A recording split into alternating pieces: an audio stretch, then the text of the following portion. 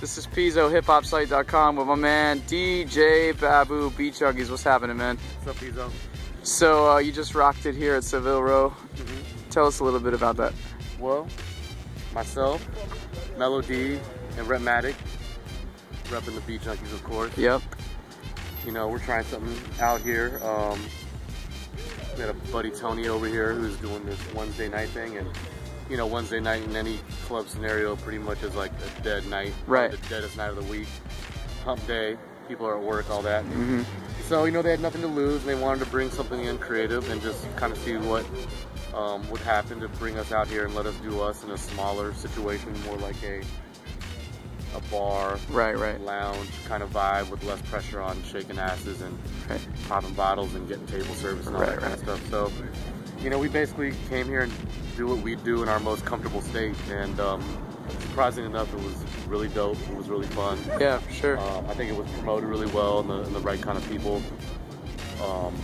Vegas came out and supported, and it was a blast. I went up and played for almost 2 hours of just anything I wanted to play, and it was great. It was refreshing. You know, I think these days especially, you know, a lot of the high-end DJing goes down here in Vegas, and of course.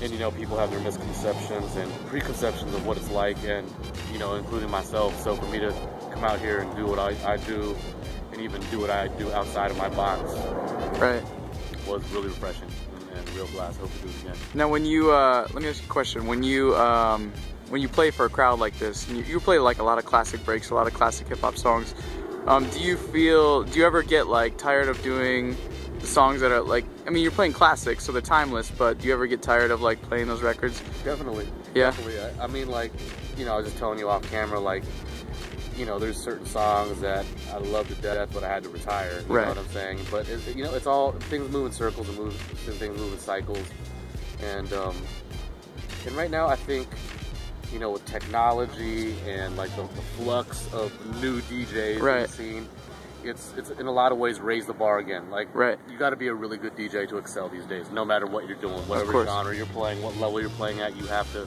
just be a hands down good selector and know how to read a crowd and play and do what's right, no matter what it is. So I feel like, you know, it's like a new point again in the circle. And but you know, I don't know. I mean, at the same time, I was playing a lot of classic stuff. Like I think I played a lot of stuff people wouldn't expect me to play. You know, I'm playing brand new shit, like, you know, shit off Watch the Throne or whatever, and playing a lot of double time and bounce shit and a lot of southern shit. You know what I'm saying? But you know, like for me, I think for every DJ, you know, you DJ enough, you get put into a box and people have expectations of what you do. And you know, every few years, I try to come out and you know, stretch people's perception of what I do. And you know, we can go back 10 years and the perception of me was just being really nice at scratching and DMC battles and things like that. You know, a few years of like taking what I'd like to do really, and you know, pushing promoters to put me on the road and like, hey, come on, bring me out and see what I do. You know, let's try to put me in the right venue with the right crowd, with the right street promotions. And you know, over the years, I've come to become a pretty decent, reputable party rocker. You know, playing classic stuff, playing more hip-hop oriented stuff. But you know, I'm gradually just breaking out every year, I think, a little bit, and getting a little broader and broader. This year I played the do-over for the first time in 2 years, and I think I really shocked everyone when I just went straight disco and house.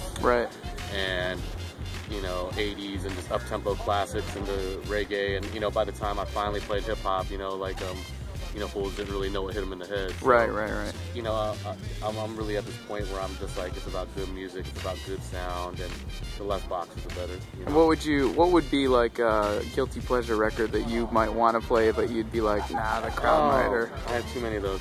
But in particular, Drake, Uptown. Off his mixtape. You know, one, it's really slow, and two, it's something that maybe people who think they know what I like would probably hear me play it and vomit, but really, banging beat. I love his two verses.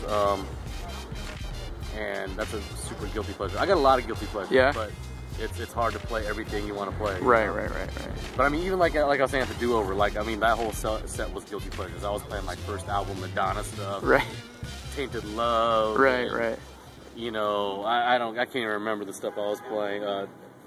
You know, crystal waters and right. just stuff that, you know, for sure, probably in the wrong setting, I get tomatoes thrown at me. But it's, you know, it's part of the job as a DJ to know, you know, how far you can stretch it, and when you need to educate, when you need to like come down to earth and give them something they know. Right. You know, it's all like a fine art that, you know, I'm still learning myself. Okay, and how do you feel about the big influx of electronic music that we're seeing right now? I think it's great. Yeah? I think it's awesome, man. Like I said, going back to boxes, I really hate that. You know what I mean? Because even I think I you know, as a fan and a DJ, boxes have screwed me up. Right. It's caused me to be late on genres. It's caused me to be late on music, you know, because the things I'm hearing that are coming out of the low end theory, or even dudes I know like Free the Robots, or Flying Lotus, or Gaslamp Killer, you know what I mean? Like, you know, people or the scene or the media puts so much of a like, it's this, it's like that, it's like this. Right. You know, by the time I finally gave it a second to listen to, man, this is all hard-ass beat. Yeah, exactly. You know, and a lot of them beats I'm talking about, they're a Rick Ross away from it being just top 40 hip-hop. Exactly. Right? If you want to take it that way, or it could be instrumental and breathe on its own and just be something that kids bang out to at the low end theory. So it's just, you know, I'm really over genres. I really feel as if, like, you know, hip-hop production and, you know, the bedroom musician is very linked. Right.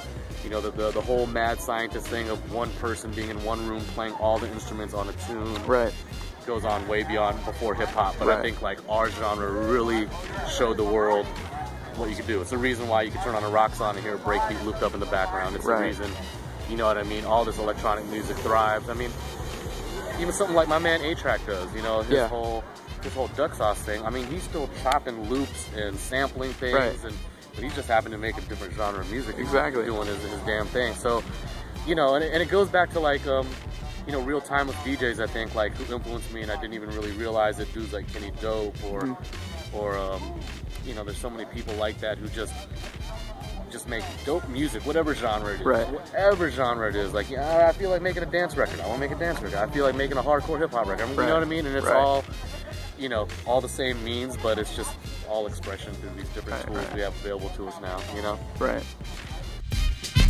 was